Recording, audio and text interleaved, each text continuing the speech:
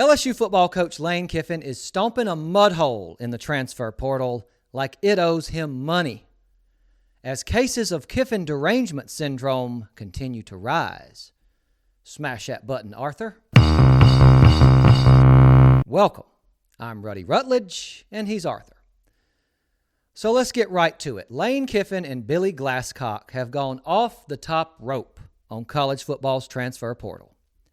In his first portal window as coach of the Tigers, Kiffin has LSU sitting number 1 in 24/7's transfer portal rankings as of this recording.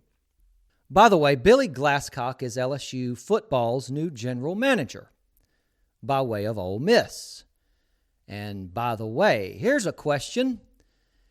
Has a major program ever screwed over another major program the way LSU has done Ole Miss? Be thinking about that. We'll get back to it, probably during our extensive report on Kiffin derangement syndrome. Also, totally unrelated question, but I was just wondering, what if Melissa McCarthy and Cooter from Dukes of Hazzard had a baby? A baby with no charisma that likes to sniff lighter fluid. Would that baby grow up to coach major college football? Just a random thought. But what Kiffin and Glasscock have done in this transfer portal is mildly terrifying. It's an enormous transfer class. Over 40 new LSU Tigers, a lot of them sophomores and juniors, and some of them from small schools, and we'll have more on that later on. Very nice haul on the defensive edge. 9 wide receivers, heavy hitters on the O-line, and 3 quarterbacks, 3 athletic quarterbacks, all capable of eventually starting, including the top-ranked player in the portal, Sam Leavitt from Arizona State. So it looks like the media making Kiffin into this big bad villain for the past month and a half didn't affect things much. Turns out these players don't care what some little pissant nerd writes. Because this new staff has put on a clinic, a master class in roster reconstruction in the portal era. It's like LSU football got a new face overnight. And I have to think Lane himself is realizing more and more each day the potential here, what he can do at LSU. He's realizing just exactly why Nick Saban and Pete Carroll both told him, boy, you better take that job. Don't matter what the critics say, how the schedule falls, playoff run at Ole Miss, whatever. Take that job.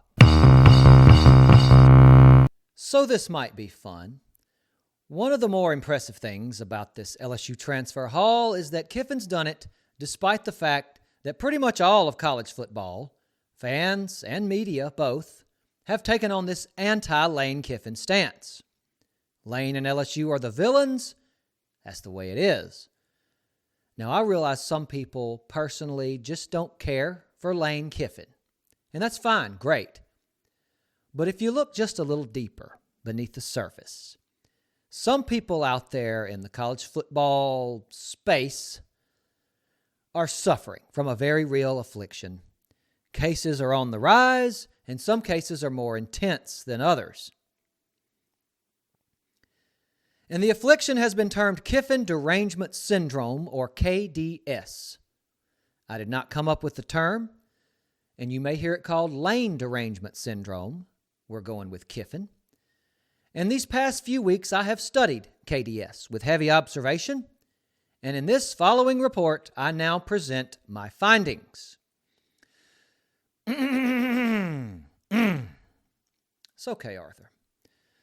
Technically, Kiffin derangement syndrome is a psychological state, and KDS is clinically defined as a form of delusional psychosis in which those afflicted suffer acute psychological derangement at the mention or sight of LSU football coach Lane Kiffin. Symptoms.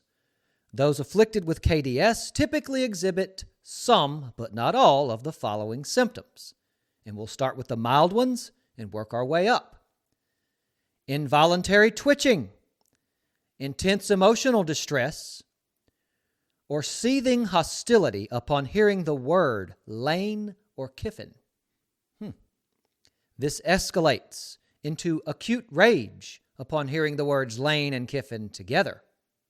Lane Kiffin. Lane Kiffin. Compulsive outbursts, both verbal and online, often fantastically delusional when discussing Ole Miss football's future under Coach Pete Golding.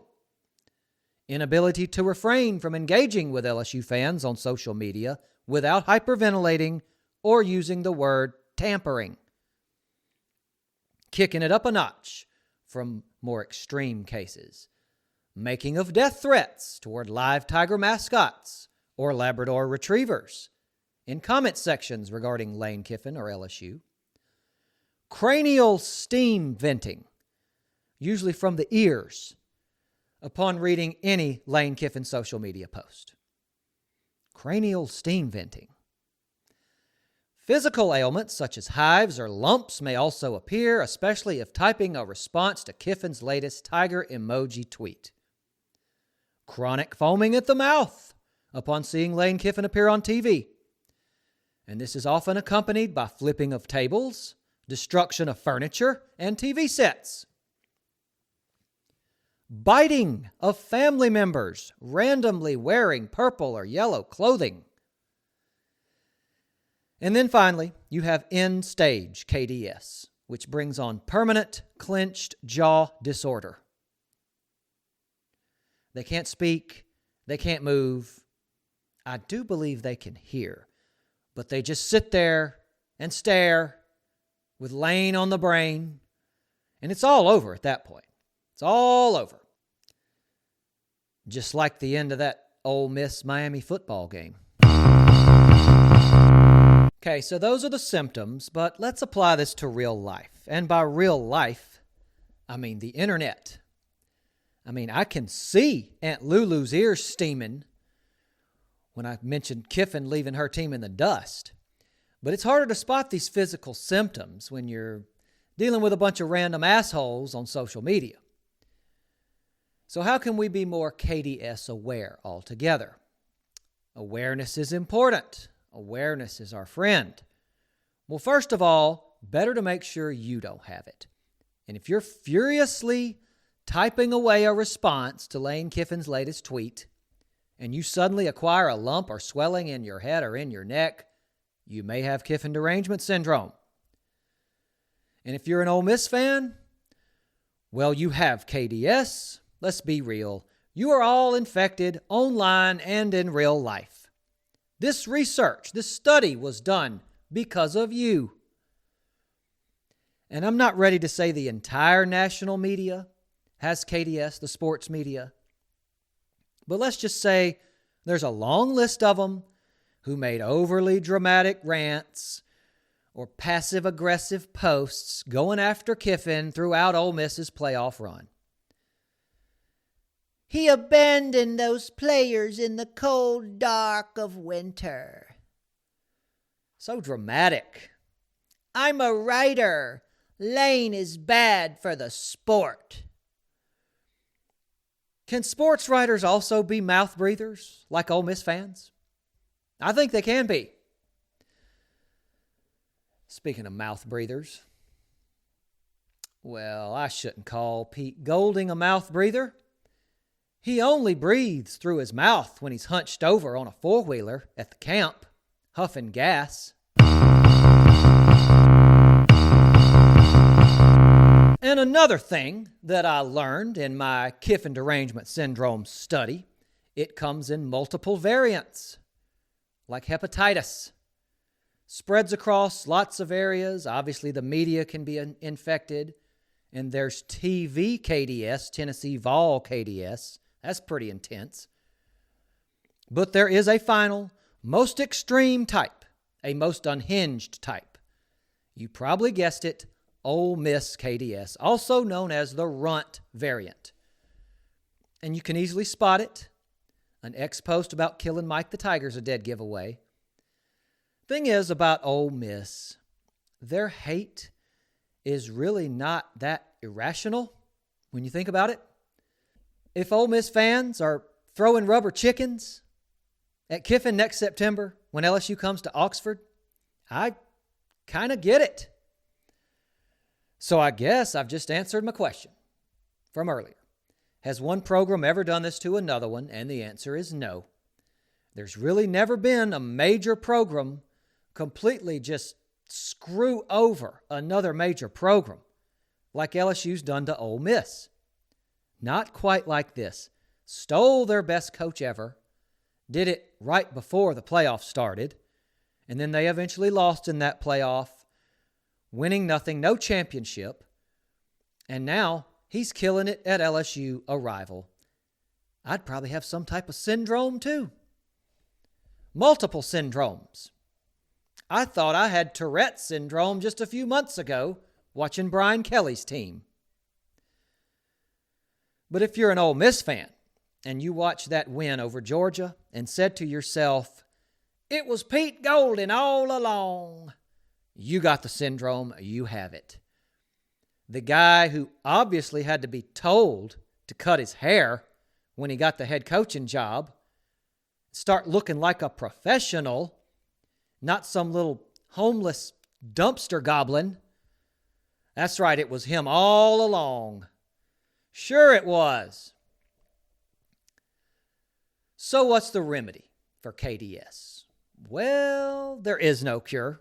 Unfortunately, you can take preventive measures, ignore the media, but there's no treatment once you have the syndrome, which means when Ole Miss fans watch LSU play offense next season and beyond, and they recognize that familiar play calling and that inside zone blocking scheme, the KDS is going to kick in, and then some uncle daddy is going to have a meltdown in his trailer and hurt somebody. And then probably run from the cops and finally crash out in some crack den outside Yazoo City. Bad deal all around for everybody. Crack den inhabitants, uncle daddies, Pete Golding, everybody. So stay KDS aware. When the rubber hits the road next fall and LSU kicks it off against Clemson in Tiger Stadium, transfers from this portal hall are going to be all over that field for the Bayou Bengals. This was always going to be the case, given 36 outgoing transfers, plus seniors and early enrollees in the draft. But I think this LSU class exceeded expectations as far as quality. This transfer class. Like I said earlier, it's the top portal class. And the Tigers actually have the top overall recruiting class, high school and transfers combined. And you have some big names transferring in. Got your next Tiger QB, Sam Levitt. Edge rushers, Prince Will Umanmielen and Jordan Ross. O-lineman Devin Harper, safety Ty Benefield. Experienced SEC players coming over from Florida, South Carolina, and Kentucky, and Ole Miss. But LSU also brought in a decent amount of small school transfers. And I'm not saying they're all going to be All-Americans, but some of these players are going to make an impact, and others are going to provide depth, which you need. Role players fill a specific role and get paid to do it. And go to school, right? Some of these players just slip through the cracks in recruiting for whatever reasons. And this is what Kiffin did at Ole Miss. He did his due diligence, no stone unturned. Kiffin and Glasscock and the staff evaluate everybody. So out of these small school transfers, which ones stand out? Which ones are the most interesting? Who should we keep an eye on this spring and in the fall? Hard to judge based on their competition so far, compared to what they're about to be facing. But I've picked out a few, just a few, to watch out for. And the first is offensive lineman from North Carolina Central, Jaquan Sprinkle. Great name. And no, this is not a Key and Peele skit, but I think Sprinkle could be a decent pickup. First of all, he won't be coached by Brad Davis, ever, which is fantastic. But this, to me, is just the type of player Kiffin and his staff excel at finding. He was all MEAC this past season, played both guard and tackle, and LSU needs some versatile offensive linemen. You also have two other small school O-linemen to watch for, and Jamard Jones from Nichols and Jacoby Jones from Colin. No idea if they're related. Next is another name that jumps off the screen. Wide receiver from Troy, Roman Mothershed. Now, Mr. Mothershed also jumps off the screen on tape. 6'5" by some publications, 6'4" by others. Might be a bit of a project, but like Sprinkle, could be one of those small school transfers that develops fast in Kiffin's offensive system. How about this for a visual? Mothershed at 6'5", lining up on the outside next to 6'7" tight end Trades Green. And finally, had to include this one, a lot to like about quarterback Landon Clark of Elon. True dual threat, as the numbers show, over 2,300 passing yards this past season and 18 touchdowns, and 600 rushing yards and 11 rushing TDs. And apparently he's already got the new Iberia haircut. So there's that. Only 6 feet, but he's got a rocket launcher for an arm. Explosive athlete, very quick and elusive. And Sam Levitt's out of action this spring and through most of the summer, reportedly, with a Lisfranc injury. So that means Clark and USC transfer Hassan Longstreet, who was a 5-star out of high school, are going to get the reps this spring for the Tigers. And they're going to be working with the receivers in summer workouts. So Landon Clark, coming from Elon, is going to jump right into the spotlight at LSU right off the bat. Big picture with the Kiffin hiring and the staff he brought in and the high school recruiting class and then this monster transfer haul, everything has gone about as well as Tiger fans could have hoped since Kiffin was hired. Kiffin derangement syndrome cases continue to rise, and it looks like there are no brakes on the Lane train. Sounds fun. LSU football is fun. Again, finally. And we haven't even had a game yet. Thanks for watching. Please like and subscribe. I'm Ruddy Rutledge, and this is some Bayou Football.